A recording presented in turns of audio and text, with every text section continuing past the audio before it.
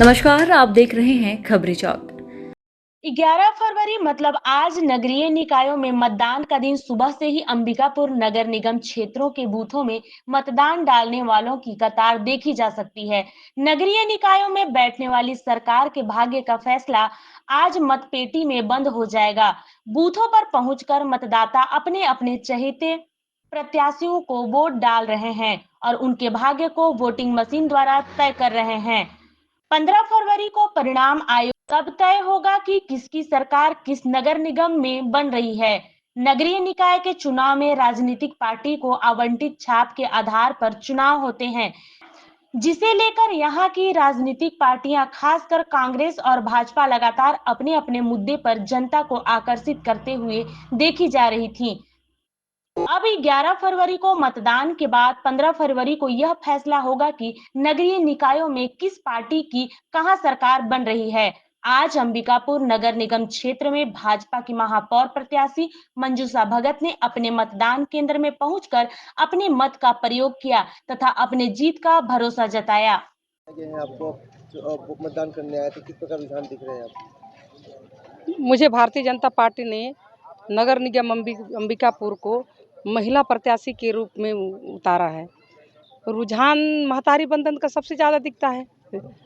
48 ward में door to door में गई और प्रत्येक मतदाताओं के पास पहुंचने की कोशिश की। जहां देखो तो यहाँ 2500 मतदाता महिला एक्स्ट्रा हैं। तो मेरे को लगता है वो महिलाओं का वोट जो पड़ रहा है तो भारतीय जनता पार्टी के पक्ष में पड़ रहा है। और मैं अभी भी अपील करना बोलना चाहती हूँ कि मतदान ज़्यादा से ज़्यादा आप लोग करें और भारतीय जनता पार्टी को ट्रिपल इंजन सरकार बनाने का मौका दें। सुबह से ही मतदान केंद्रों में काफी संख्या में वोट डालने वालों की काफी भीड़ देखी गई। सीनियर सिटीजन भी अपने मत का प्रयोग करने काफी संख्या में मतदान केंद्रों में पहुंचते हुए देखे गए।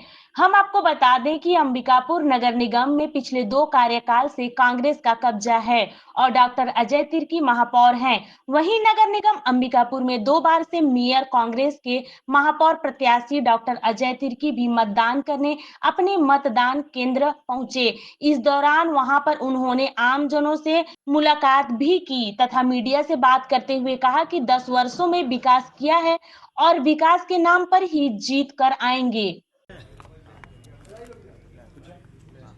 और जिस तरीके से हमने सभी जगहों पे जाकर और सभी वार्डों में विजिट किया, अपनी बातों को रखा, शहर के विकास के लिए बात किया, सम्मानित महाराज साहब, हमारी पूरी टीम और कांग्रेस परिवार पूरा एकजुट होकर हमारे सम्मानित अमरजीत भगत जी सभी ने अपील किया है और शहर के विकास के लिए काम करेंगे।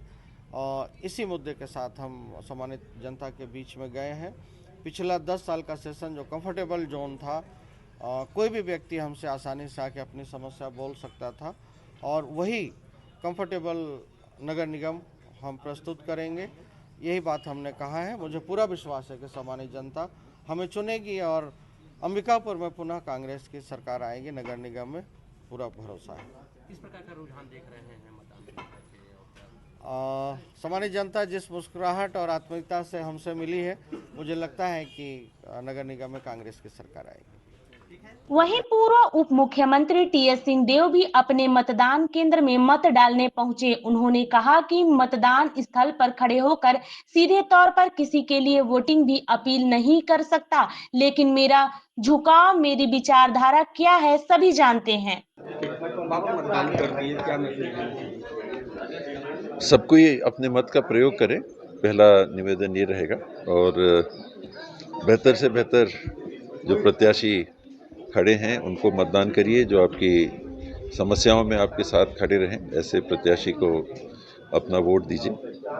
और मेरी विचारधारा से लोग वाकिफ़ हैं। मैं किसी आज आचार संहिता लागू है, मैं किसी एक पक्ष के लिए खुल के वोट की मांग नहीं कर सकता, लेकिन मेरे विचार से सब अवगत हैं। मैं चाहूँगा कि उसी विचार में जुड़ के सब आगे बढ़े। 2 बार के महापौर है डॉक्टर अजय तिर्की, काफी समस्या रही शहरों में, क्या लगता है तीसरी बार मौका जनता देगी? देना चाहिए।